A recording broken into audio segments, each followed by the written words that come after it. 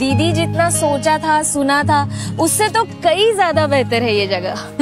इसी वजह से तो कलवा और मुमरा वासी यहाँ रेग्युलरली आते हैं अपना सेहत का ख्याल रखने। पारसिक रेती बंदर खाडी किनारी 4 किलोमीटर लांबीच्या आणि 42 एकर जागेवर डेव्हलप होणारी ही रेती बंदर चौपाटी। वाह, काय फ्रेश वाटतंय यार।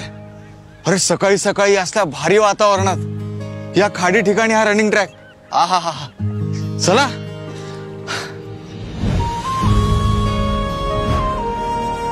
रोहन, तुला गुजरात मधलं साबरमती आणि सिंगापूर मधलं मरीना बीच हे ठिकाण तुला माहितच असेल। हो, माहितीये की। त्याच धर्तीवर ही चौपाटी सुद्धा डेव्हलप होतीये।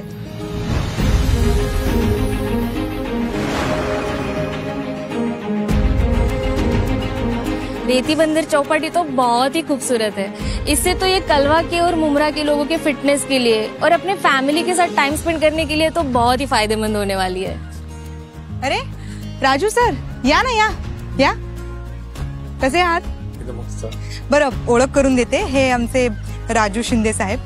नमस्कार। आमच्या आव्हाड साहेबांच्या खांद्याला खांदा लावून काम करतात आहे। बरं, क्रीडा व मनोरंजनाचे ऍडव्हान्स साधनं, थीम पार्क, भव्य एम्फी थिएटर, बोटिंग यासोबत जवळपास 18 अत्याधुनिक सुख सुविधा इथे उभारल्या जाणार आहेत, बरोबर ना? म्हणूनच आपले साहेब आपल्या सगळ्यांच्या गरजा ओळखून हे कामं करत असतात।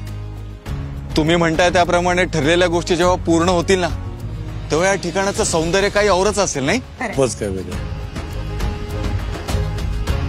या इथे या एंट्रन्सला 1971च्या युद्धात पराक्रम गाजवलेला वैजयंत रणगाडा, भारतीय सैनिकांचं शौर्य स्मारक म्हणून इथे ते स्थापित केलं जाणार आहे। आणि ही गोष्ट आम्हा कळवा आणि मुमरा रहिवाशांसाठी किती अभिमानास्पद आहे।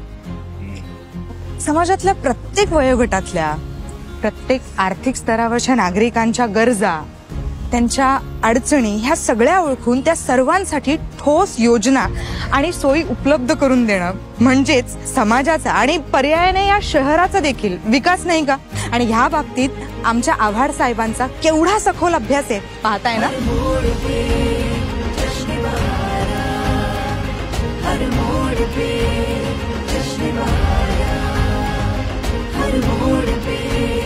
जश्न बहार।